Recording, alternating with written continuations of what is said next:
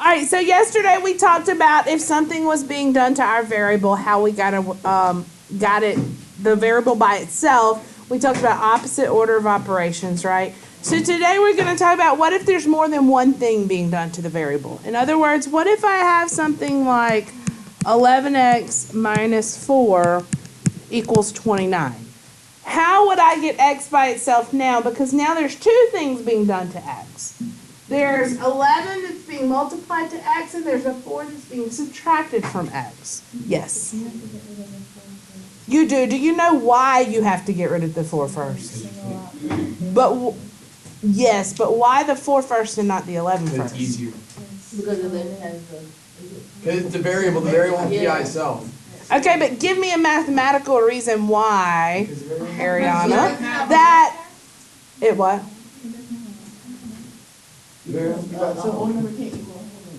Tell me this. When we simplify things, how do we know the order that we do it in? PIMDAS. PIMDAS, right? Please excuse my dear Aunt Sally, the order of operations. So would you agree with me? Go ahead. Would you agree with me that solving is the opposite of simplifying? Everything we're doing is backwards. If there's adding, we subtract it. If there's multiplying, we divide it. Everything's backwards, right? So would it make sense to you if I told you that instead of going order of operations, that we went backwards order of operations? And so we solve using SADMAP. Has any teacher ever SADMAP? No. Okay. Just like order of operations where we do parentheses, exponents, multiplication, division, when we solve, we reverse that. Okay, so we're going to do everything in the backwards order. So the first thing I want to look is I want to say, do I have any addition or subtraction that's being done to the variable that I'm trying to isolate? No. No. Look at the side that the variable's on. Is there any addition or subtraction happening there? Yes. Which one is happening? Subtraction, right? So you gotta add. What is the opposite of subtraction? Addition. So to get rid of this minus 4, what do I need to do? I have to add 4. And because I'm talking about an equation that I have to keep the same, if I throw this side 4, then George, I got to throw that other side 4 also. So I'm going to add 4 to both sides. So on the first side, negative 4 and 4 cancel. Oh, cut off. Thank you for being so enthusiastic about that. All right. Shh. Guys, y'all got to stay with me. So now 11x equals 33. Does everybody see why we did that first and what's going on here? All right. So now I know y'all probably know how to do this, but I feel like I told you yesterday, I am trying to firm that foundation, okay? I want this to be like, you don't even have to think about it whenever you do it. You know so well what to do, okay? All right, so now we move on to multiplication division and divide 11. That's exactly right. When I divide 11,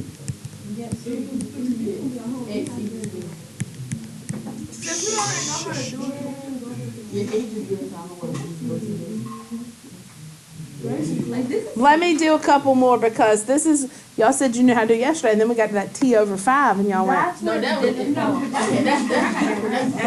All right, look at this one. Shush.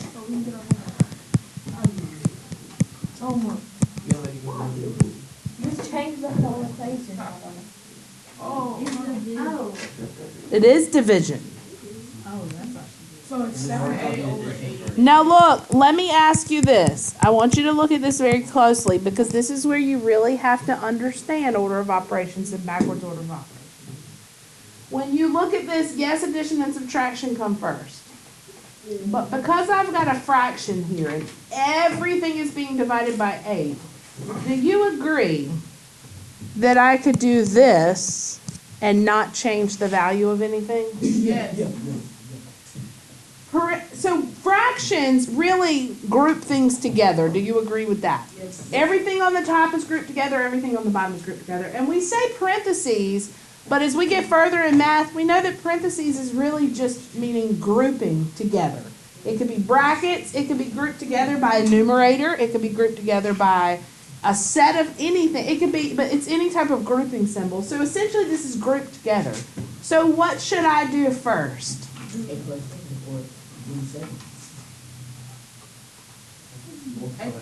Multiply. You're exactly right. I don't have any addition or subtraction outside of parentheses. Parentheses is last. Okay? So instead I move on to the multiplication division. This is being divided, and so the opposite of division is multiplication. Yes, you would have to do it that way. It cancels here, and I want to show you one more that'll look similar to this, but it's not quite the same. All right, so I have A plus 7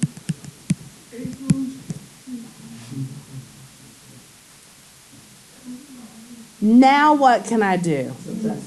Now it's a one-step equation like we did yesterday, and I just subtract 7.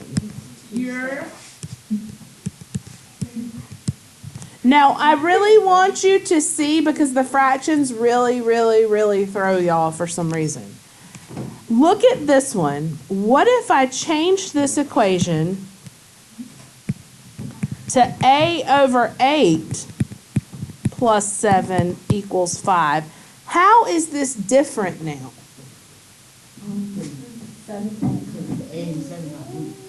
They're not grouped anymore. The 7's over there by itself. Now if I solve this, what do I need to do first? Subtract the 7 first. Do you see the difference in the two equations there? Yeah. Thank you. So when I subtract 7, I still have A over 8. What's 5 minus 7? Negative 2. Now this looks like the one on your quiz. A is being divided by 8, so to reverse that, multiply.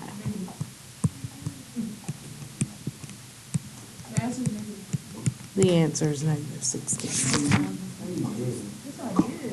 What is it?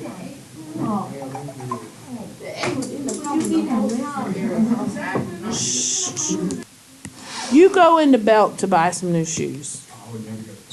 Okay, you go into Hibbett to buy some new shoes. Okay. And for Christmas, you got this gift certificate. Let's say you got a gift certificate for $25.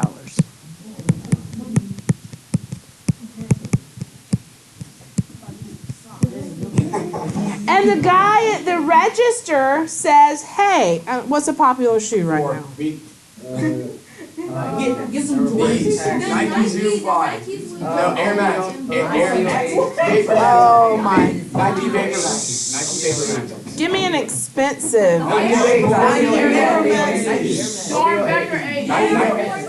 Okay. Okay, whatever you want it to be, write that in your notes. Okay. These shoes are $295. You let it be whatever kind of shoe you want it to be. I was trying to make this more realistic, and y'all get way excited about the kind of shoe we pick in our problem. Okay. Red bottoms. The guy at the register says if you buy them today, I will give you 1/4 off of your price. 25% off. Okay? And you know they're not going to do that. I know, you know they're going to say 1%, but I'm just saying for the sake of us setting up an equation. Let's say he said 1/4 off. So you know that means you're going to pay 3/4 of the price, right? How much do you pay for the shoes if you use your gift certificate? Like 50%. Ariana, put that up. put it up right now. You pay 50% of it. All right, no. Now look, Oh, no, you pay. you pay 3/4 the original just minus price. $25. So 3/4, what did I tell you of means? Multiply, right? So 3/4 was the price of the shoes times $2.95 minus your 25 because you're going to take that $25 off too, right? Yeah. Right. So how much do the shoes cost you? We use my calculator. Well, I did them backwards.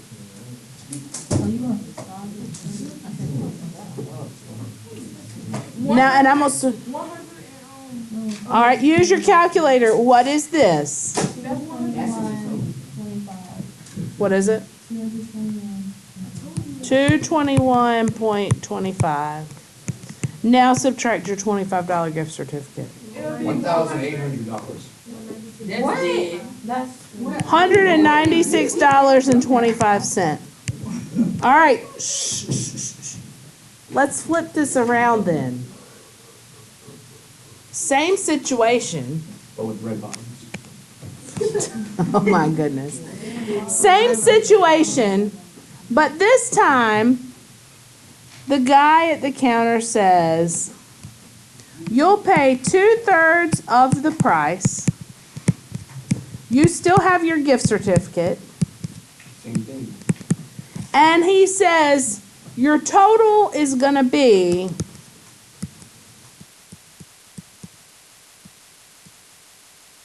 come on. Your total is going to be $185.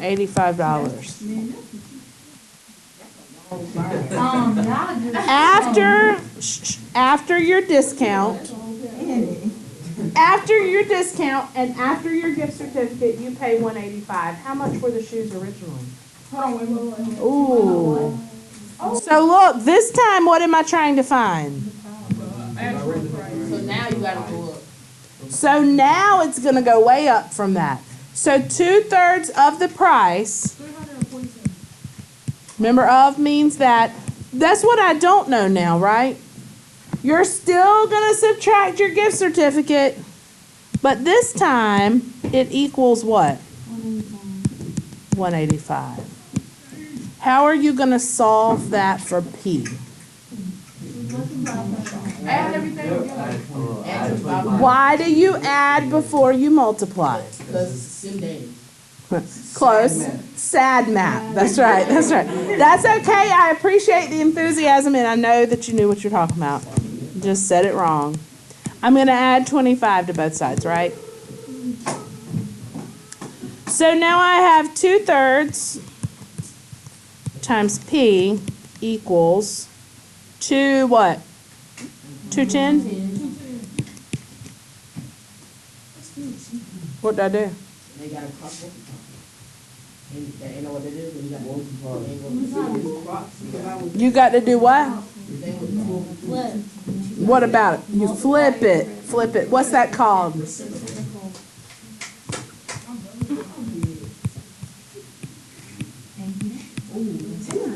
All right, somebody with your calculator, what is 210 times 3/2?